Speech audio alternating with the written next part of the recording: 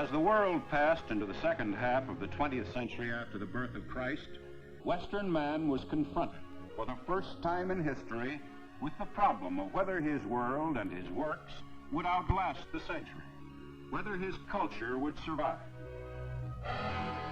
Beyond the dreams of his ancestors, modern man has molded the earth to his liking. Proud of his vast creative ability, he can boast of the grandeur of his achievement and admire the scope of his own imagination.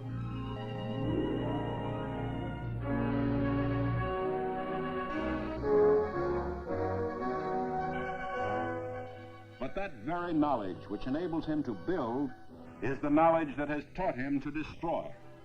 And in the 20th century, man's capacity for destruction was demonstrated on a terrifying scale.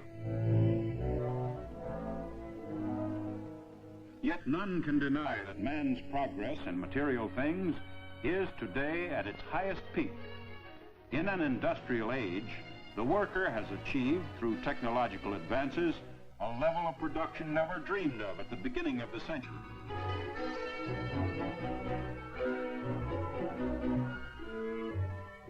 Industrial designers and architects promise modern man a life of smooth efficiency.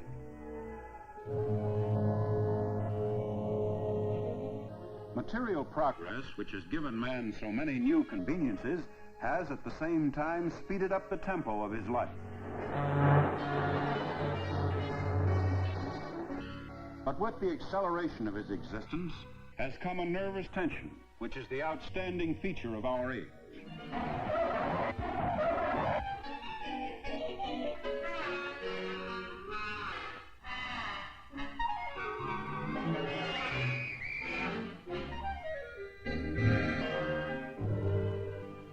Dissatisfaction and boredom with the daily routines of life are increasingly apparent.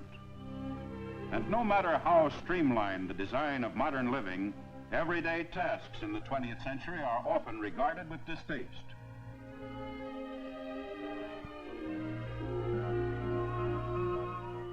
In this age of tension, man is assiduous and eager in his search for relaxation.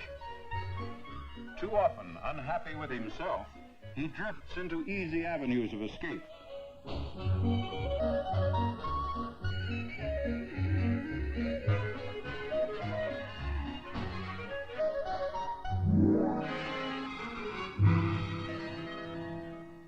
Creatively reflecting the anxious temper of the times is modern art.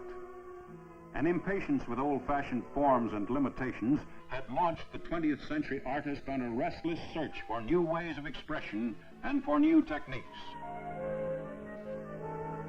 Today's wide acceptance of modern art indicates that the public, too, shares that restlessness. The future role of art in a mechanized world is of deep concern to such distinguished critics as Britain's Herbert Reed. During the past 50 years, all the arts have had to accept the triumph of the machine. Traditional forms of painting and sculpture have no function in our streamlined existence. If they are to find a place in the civilization of the next half-century, the visual arts must effect a compromise with the machine. This can be done only within the terms of what we call abstract art. But abstract painting and sculpture will hardly provide the emotional release which millions now seek at popular spectator sports.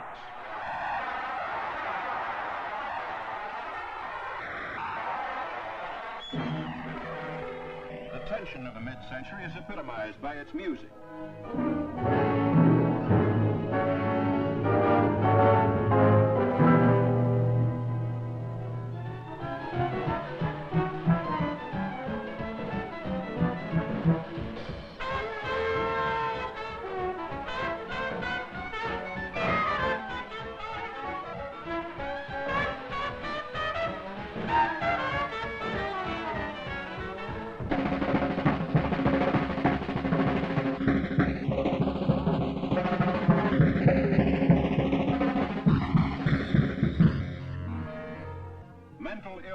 And the breakdown of the individual personality have become the medical profession's great new problems. Multiplied and magnified, the insecurity of modern man has been tragically demonstrated in the catastrophe of total war.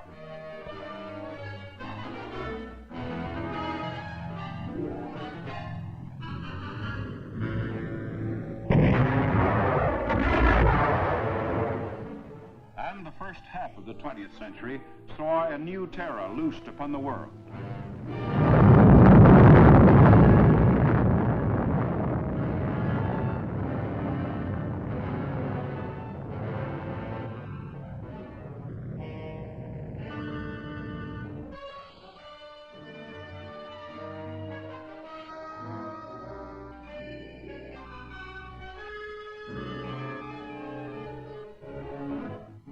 Dominating one half of the world, communism stands solidly opposed to the Western concept of democracy. With over 750 million people under communist rule, nearly one-third of the population of the earth, Soviet Russia holds a commanding position in the future destiny of the world. Since World War II, communism by force and by propaganda has extended its frontiers into the heart of Europe.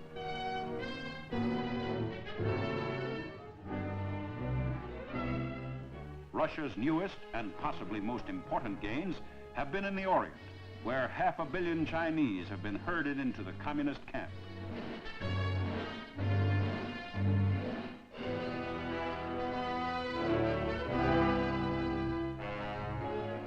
Across the world, the Western democracies, led by the United States, oppose the communist drive for world power. Marshall Plan aid has been of enormous assistance in rebuilding the free nations of Europe and has started them on the way toward economic union. In addition to fostering economic cooperation throughout Western Europe, the United States has joined with 11 nations in the Atlantic sphere in a new defensive pact against outside aggression.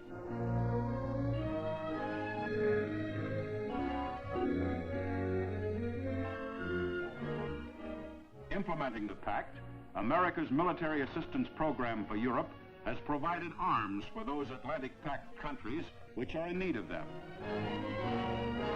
For the possibility of actual war must always be in the minds of men like the chairman of the Joint Chiefs of Staff, General Omar Bradley. Well, how a future war will be fought depends on when it is started. Begun tomorrow, it'll be much like World War II. But 10 years from now, war could only be more destructive than the last. Science and technology, with their development of guided missiles, target-seeking projectiles, and other weapons, has multiplied tremendously the destruction possible on the battlefield, at sea, and in the air.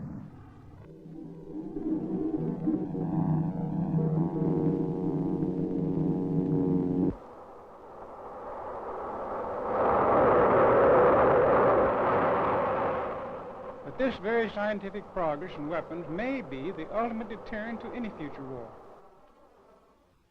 The more I work on the plans for defense, the more I'm convinced that war is not inevitable, and that our defense plans are only a part of our strategy for a lasting peace. Of dramatic importance is the newly won independence of 6 Asiatic countries. The second half of the century will expose them to world forces from which today they seek to remain aloof.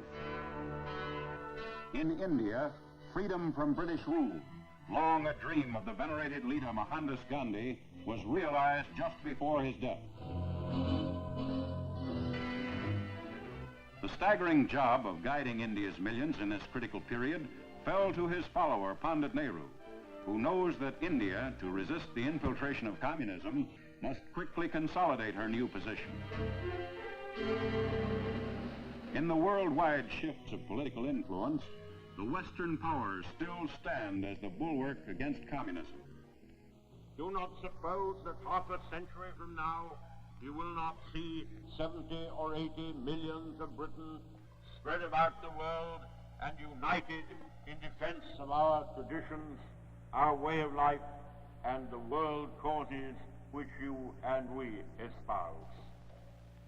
Let us then move forward together in discharge of our mission and our duty, fearing God and nothing else. The champions of the Western concept of democracy are everywhere derided by the Stalinist mouthpieces, men like Britain's communist chief, Harry Pollitt. The working people of all capitalist countries will become the masters of the wealth they produce, as in the Soviet Union, China, and people's democracies. Poverty, unemployment, and war will be abolished. Mankind will rise to heights of social, economic, and cultural progress undreamed of in the past. All roads will lead to communism, and British and American imperialism can do nothing to stop this inevitable development. But in the United States, an overwhelming majority of citizens feels that communism is not the inevitable development. Free enterprise and capitalism, which the communists despise, have given the American worker the highest standard of living in the world. That the answer to the future lies in correcting the faults of our own political and economic system is the ardent belief of such trade unionists as the CIO's aggressive Walter Reuther. Democracy's most challenging problem is to find a way to translate technical progress into human progress and prove that men can enjoy economic security without sacrificing their political freedom. The communist masters in the Kremlin offer the promise of economic security at the price of political and spiritual enslavement.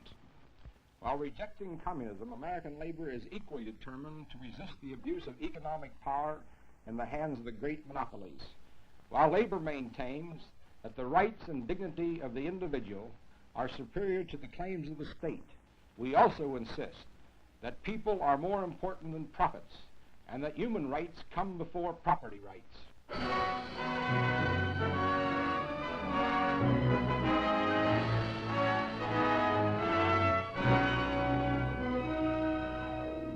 Man's more intimate knowledge of space and time in relation to the universe is constantly extending the limitless horizons of science.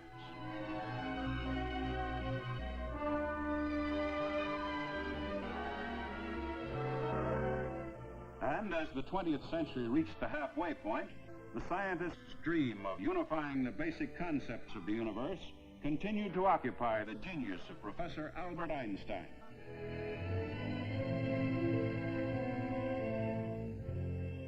More than any other group of individuals, the world's great scientists, like physicist J. Robert Oppenheimer, realized the grave responsibilities of our new knowledge. Science has profoundly altered the conditions of man's life, both materially and in ways of the spirit as well. It has extended the range of questions in which man has a choice. It has extended man's freedom to make significant decisions. No one can predict what vast new continents of knowledge the future of science will discover. But we know that as long as men are free to ask what they will, free to say what they think, free to think what they must, science will never regress, and freedom itself will never be wholly lost. The application of this scientific knowledge has a direct bearing on the everyday life and habits of the average man.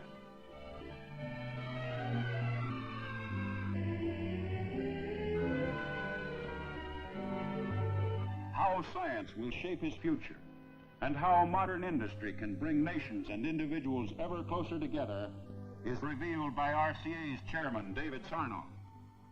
In the next half-century, people will see as well as hear around the world. Pocket-sized radio instruments will enable individuals to communicate with anyone, anywhere. Newspapers, magazines, mail, and messages will be sent through the air at lightning speed and reproduced in the home. But material progress alone has not solved the problems which still plague mankind. With all the advantages provided him by the industrial age, he is more than ever in need of knowledge and understanding to help him solve his difficulties. To gain this knowledge, we have a free and democratic system of public education existing in the Western world, which has undergone a very encouraging development in this century. But mankind still has far to go in its universal search for knowledge. Because of this search, the deep need for more and better education for all citizens in this troubled world is a constant challenge to such eminent educators as Harvard University's president, James Bryant Conant. The appraisal of the schools by our citizens is of paramount importance in this mid-20th century. This is true irrespective of the role that education plays in the grim ideological struggle of our times.